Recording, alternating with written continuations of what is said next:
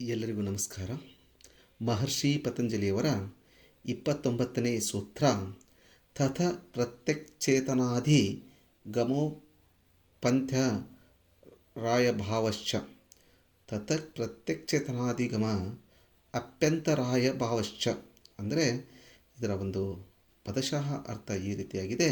ತಥ ಅಂದರೆ ಓಂ ಜಪ ಅಥವಾ ಅದರ ಅರ್ಥದ ಧ್ಯಾನದಿಂದ ಜಪವನ್ನು ಮಾಡುವುದು.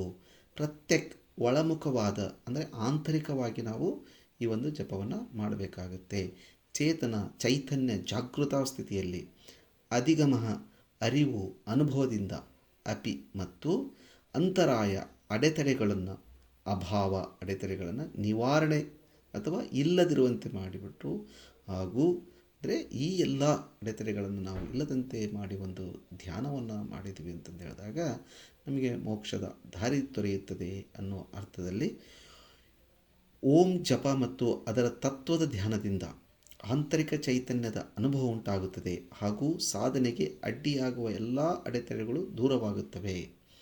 ಸೊ ಇದರಲ್ಲಿ ನಾವು ಓಂ ಜಪವನ್ನು ಮಾಡುವುದರ ಮೂಲಕ ಮತ್ತು ಅದರ ತತ್ವದ ಧ್ಯಾನದಿಂದ ಆಂತರಿಕ ಚೈತನ್ಯದ ಒಂದು ಅನುಭವವನ್ನು ಪಡ್ಕೊಳ್ಳೋದ್ರಿಂದ ನಮ್ಮ ಸಾಧನೆಗೆ ಅಡ್ಡಿಯಾಗುವಂಥ ಎಲ್ಲ ಅಡೆತಡೆಗಳನ್ನು ನಾವು ದೂರ ಮಾಡಲಿಕ್ಕೆ ಸಾಧ್ಯವಾಗುತ್ತೆ.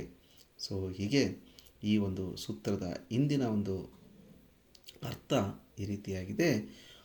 ಓಂ ಜಪ ಮತ್ತು ಅದರ ಅರ್ಥದ ಧ್ಯಾನ ಮಾಡುವಂತೆ ಮಹರ್ಷಿ ಪತಂಜಲಿಯವರು ತಿಳಿಸಿದ್ದಾರೆ.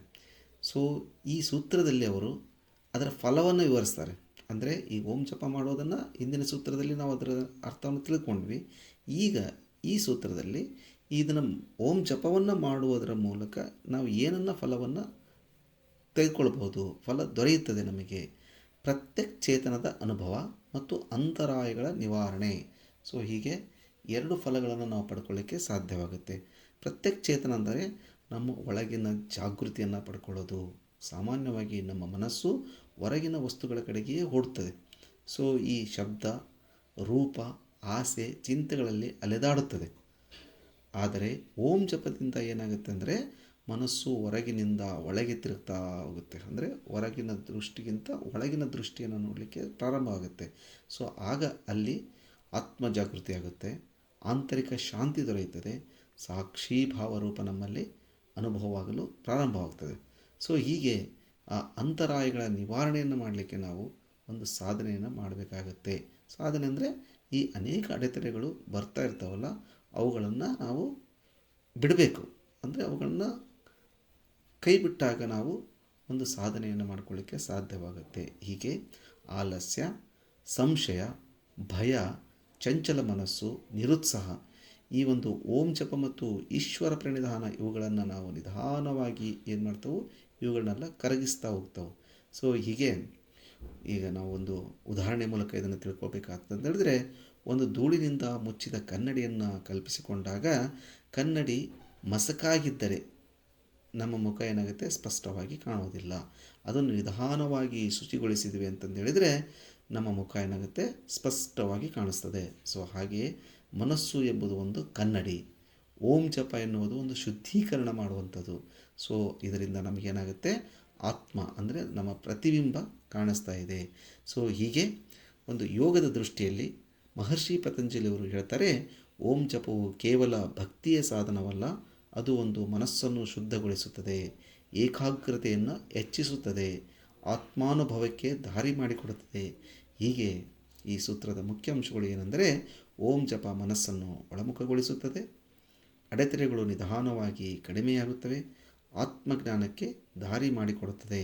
ಸೊ ಹೀಗೆ ನಾವು ಪ್ರತಿದಿನ ಬೆಳಗ್ಗೆ ಅಥವಾ ಸಂಜೆ ಓಂ 21 ಅಥವಾ 108 ಬಾರಿ ಜಪ ಮಾಡಿದಾಗ ನಂತರ ಒಂದು 5 ನಿಮಿಷ ಮೌನವಾಗಿ ಕುಳಿತುಕೊಂಡಿವೆ ಅಂತಂದು ಹೇಳಿದರೆ ಇದು ಒಂದು ಶುದ್ಧ ಸಾಕ್ಷಿ ಚೈತನ್ಯವಾಗುತ್ತದೆ ಎಂಬ ಭಾವದಲ್ಲಿ ಇರ್ತಾರೆ. ಕೆಲವು ವಾರಗಳ ನಂತರ ನಮ್ಮ ಮನಸ್ಸು ಹಗುರವಾಗುತ್ತದೆ, ಏಕಾಗ್ರತೆ ಹೆಚ್ಚುತ್ತದೆ, ಅನಗತ್ಯ ಚಿಂತೆಗಳು ಸಂಪೂರ್ಣವಾಗಿ ಕಡಿಮೆಯಾಗ್ತಾ ಹೋಗ್ತವೆ.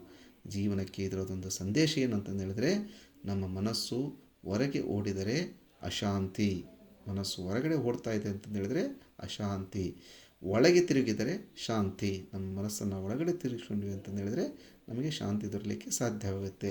ಹೀಗೆ ಓಂ ಜಪವು ಶಬ್ದದಿಂದ ಮೌನಕ್ಕೆ ಮೌನದಿಂದ ಆತ್ಮಕ್ಕೆ, ಆತ್ಮದಿಂದ ಪರಮಾತ್ಮನತ್ತ ಕರೆದೊಯ್ಯಲಿಕ್ಕೆ ಬಹಳಷ್ಟು ಸಹಕಾರ ಮಾಡ್ತದೆ. ಹೀಗೆ ನಾವು ಆತ್ಮಚಿಂತನೆಯನ್ನು ಮಾಡಿಕೊಳ್ಬೇಕು. ನನ್ನ ಮನಸ್ಸು ಹೊರಗಿನ ಜಗತ್ತಿನ ಹಿಂದೆ ಓಡುತ್ತದೆಯೇ ಅಥವಾ ಒಳಗಿನ ಚೈತನ್ಯದ ಕಡೆ ತಿರುಗುತ್ತಿದೆಯೋ? ಸೊ ಹೀಗೆ ನಾವು ಅದನ್ನು ತಿಳ್ಕೊಂಡ್ವಿ ಅಂತಂದು ಹೇಳಿದಾಗ ಓಂ ಜಪದ ಫಲ ಮತ್ತು ಆಂತರಿಕ ಚೈತನ್ಯದ ಅನುಭವ, ಈ ಯೋಗದ ಅಡೆತಡೆಗಳ ನಿವಾರಣೆ ಏನಾಗುತ್ತೆ ನಮಗೆ ಅನುಭವಕ್ಕೆ ಬರ್ತದೆ. ಇದು ಕೇವಲ ಮಂತ್ರ ಜಪವಲ್ಲ, ಮನಸ್ಸನ್ನು ಪರಮಶಾಂತಿಯ ಕಡೆಗೆ ಕರೆದೊಯ್ಯುವಂಥ ವೈಜ್ಞಾನಿಕ ಸಾಧನೆಯಾಗಿದೆ. ಸೊ ಈ ರೀತಿ ಈ ಸೂತ್ರದಲ್ಲಿ ಏನು ಓಂ ಜಪ ಮಾಡುವುದರ ಮೂಲಕ ನಾವು ಏನೆಲ್ಲ ಒಂದು ಫಲವನ್ನು ಪಡಿತೇವೆ ಅಂತಂದು ಈ ಸೂತ್ರದಲ್ಲಿ ನಾವು ತಿಳ್ಕೊಳ್ಳಿಕ್ಕೆ ಸಾಧ್ಯವಾಗುತ್ತೆ. ಸೊ ಹೀಗೆ ತತಃ ಪ್ರತ್ಯಕ್ಷೇತನಾದಿ ಅಗಮೋಚ್ಪದ ರಾಯ ಭಾವಶ್ಚ. ಸೊ ತತಃ ಪ್ರತ್ಯಕ್ಷೇತನಾದಿ ಅಗಮೋಕ್ತ ರಾಯ ಭಾವಶ್ಚ ಎನ್ನುವ ಸೂತ್ರದ ಮೂಲಕ ಮಹರ್ಷಿ ಪತಂಜಲಿಯವರು ಬಹಳಷ್ಟು ಈ ಒಂದು ಓಂ ಜಪದ ಪ್ರತಿಫಲವನ್ನು ತಿಳಿಸಿರುತ್ತಾರೆ. ಮುಂದಿನ ಸೂತ್ರದೊಂದಿಗೆ ಮತ್ತೆ ಭೇಟಿಯಾಗೋಣ. ಎಲ್ಲರಿಗೂ ಶುಭವಾಗಲಿ. ಧನ್ಯವಾದಗಳು.